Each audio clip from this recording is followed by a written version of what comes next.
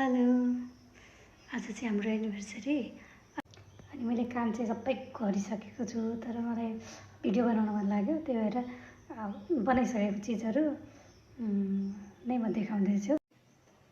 यो चाहिँ अचार बनाइसक्यो र यो चाहिँ खिर अलरेडी उहाँलाई दिइसकेको हुनाले उहाँको लागि अफिसबाट आउँदै होइसिन्छ। अनि डेनभरको पर्फ्युम हो।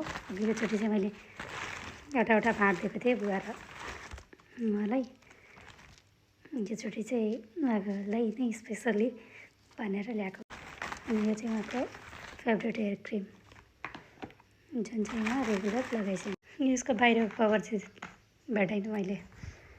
अनि यो चाहिँ टी सर्ट हो, मसँग चाहिँ अलरेडी छ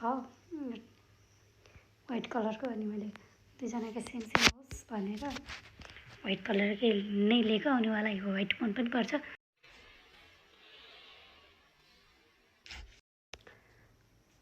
अब चाहिँ म पनि रेडी हुन्छु, उहाँ आउने बेला हुन आँट्यो। लन्चको टाइममा यत्तिकै गएको थियो अफिस नभ्याएर। अब चाहिँ म रेडी हुन्छु।